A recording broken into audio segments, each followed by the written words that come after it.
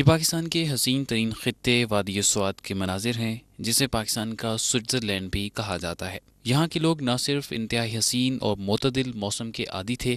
بلکہ وہ خود بھی کشادہ ذہن اور انتہائی مہمان نواز رہے ہیں۔ وہ لوگ مال مویشی، زمینداری، باغات، تجارت اور عمدہ کوٹھیوں کے مالکان بھی تھے، جو کھنڈرات کی شکل اختیار کر گیا۔ ناگہانی اور اچانک ناکردہ گناہوں کی صدا کے جھرمٹ میں کیا پھنس گئے کہ یکلخت ان کی دنیا ہی بدل گئی۔ اپنے ہی ملک میں گھر بار اور دنیا کی تمام آسائشوں سے ہاتھ دھو کر دشت و بیاباں اور بلند پہاڑوں کے درمیان طویل مسافتیں طے کرنے والے لاکھوں انسان ایک ساتھ گاڑیوں، ٹریکٹروں، ٹرکوں اور پیادہ جیسے تیسے کر کے بھاگ نکلنے اور ہجرت پر مجبور ہو گئے۔ کسی سے والدین تو کسی سے معصوم بچے بچھڑ گئے، اور بہت سوں سے جلدی اور اندھیروں میں عورتیں گم اور لاپتہ ہو گئیں۔ بیچاروں مددگار انسانوں کے غول چلتے اور پھٹکتے ہوئے نامعلوم مقام کی تلاش میں گویا آگ اور خون کے دریا عبور کرتے ہوئے وہ لوگ سرگرداں اور پریشان رینگتے گئے، اور اس دوران ان میں سے معزز خاندانوں کے چشم و چراغ،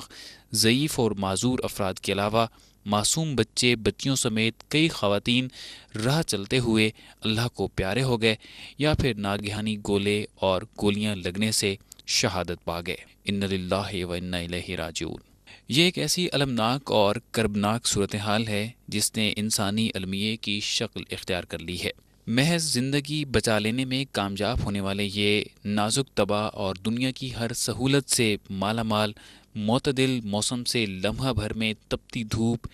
ریتلی زمین اور 40 ڈگری سینٹی گریڈ گرم ترین علاقوں مردان، ثوابی، نوشہرہ اور جلوزئی میں پہنچے، اور بے سر و سامانی کے عالم میں کھلے آسمان تلے بے بسی کا سامنا کرنے پر مجبور ہو گئے۔ انسانوں پر بیت جانے والے ایسے حالات نہ تو اس سے پہلے اور نہ ہی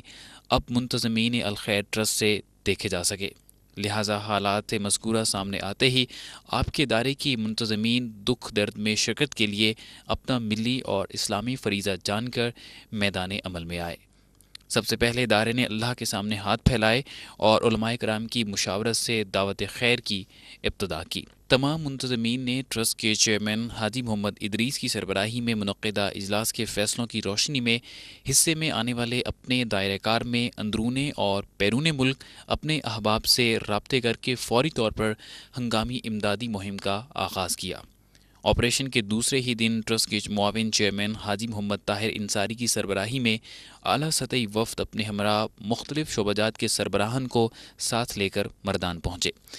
مقامی ساتھیوں کی مشاورت سے متاثرین کی راہ گزر گڑھی مردان میں سب سے پہلا اور مرکزی ریلیف بیس کیمپ کا قیام عمل میں لایا گیا۔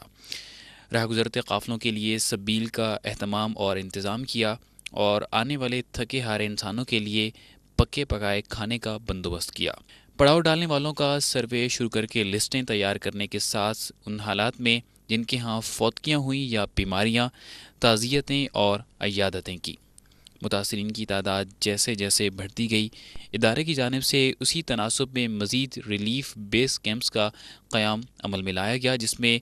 گجر گڑھی مردان کے علاوہ سوابی، نوشہرہ، شیر گڑھ اور جلالہ کے بڑے ریلیف کیمپ شامل ہیں۔ ادارے کے پاس پشاور، پنڈی، لاہور، جہلم، اٹک، کاغان سمیت ملک بھر کے علاوہ آزاد کشمیر اور ٹرسٹ کے مرکزی سیکریٹریٹ کراچی سے امدادی قافلوں کی آمد کا تانتا بن گیا، جس سے 250 رضاکاروں کی شب و روز محنت سے ڈبل شفٹ ڈیوٹیاں لگا کر سیٹنگ، پیکنگ اور فوری تقسیم کا سلسلہ جاری رکھا گیا۔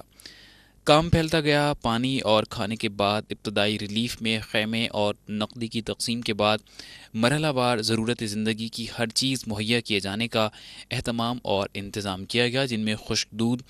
خوراکی اجناس، آٹا، چاول، دالیں، چینی، چائے کی پتی وغیرہ کے علاوہ نئے کپڑے، واٹر کولر، برتن، بستر، چٹائیاں، اسٹینڈ پنکھے، پریشر کوکر، چولہے، ادویات اور بچوں کی درسی کتابوں کے علاوہ قرآن کریم کے نسخے شامل ہیں۔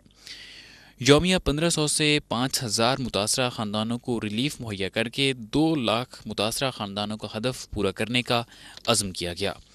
واضح ہے کہ ادارے کا اصل ہدف وہ سفید پوش اور محترم خاندان رہے جو کہ کیمپوں کی بجائے اسکولوں، سرکاری عمارتوں یا کسی مقامی ساتھیوں کے گھروں میں پناہ لیے ہوئے اور عام معاونین کی نظروں سے اوجھل رہے۔ ٹرسٹ کے رضاکاروں نے ان کی دہلیز پر جا کر انہیں امداد مہیا کی۔ ساتھ ہی فری میڈیکل کیمپس میں فعال ڈاکٹروں کی ٹیم کو شب و روز مصروف عمل رکھا گیا، جہاں تیز ترین ایمبولینسز جو روزانہ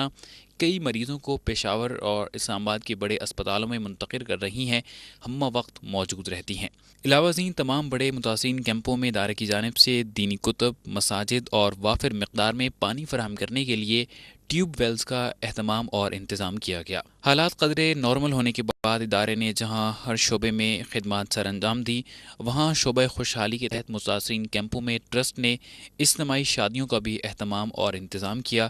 اس طرح ہر جمعے کو 10 جوڑوں کی اجتماعی شادیاں کراتے گئے اور ان کی تمام ضروریات پورا کرنے کا بندوبست کرایا۔ اس ضمن میں ہم پرنٹ اور الیکٹرانک میڈیا کے کردار کو نظر انداز نہیں کر سکتے،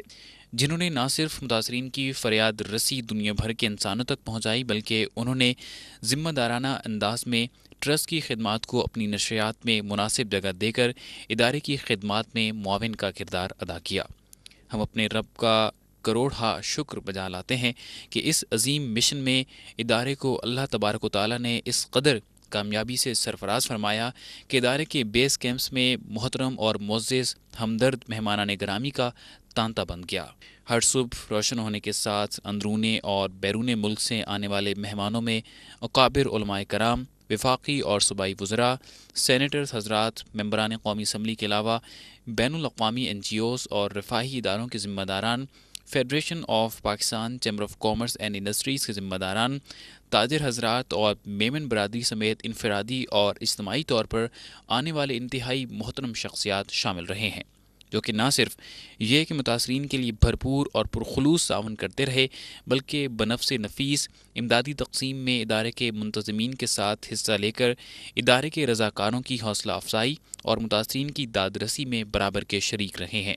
چونکہ ان کی تفصیل اور فہرستیں کافی طویل ہیں، اس لیے منتظمین اور ادارہ تہ دل سے فرداً ان کا دل کی اتھاہ گہرائیوں سے شکریہ ادا کرتے ہوئے یہاں اتنا ہی ذکر کرنے پر اکتفا کرتا ہے۔ اس دعائیہ کلمات کے ساتھ اللہ تبارک و تعالیٰ ان تمام احباب کا اپنے کیے گئے تعاون سے بڑھ کر ان کے خلوص کے پیمانوں پر ان کی سعی کو اپنی رضا کے لیے قبول فرمائے، اور ان بے سر و سامانی کے عالم میں پڑے رہنے والے مشکل زدہ بھائیوں کی دل کی آہ کی بدولت ہر مومن کے دونوں جہاں روشن اور کشادہ بنائے،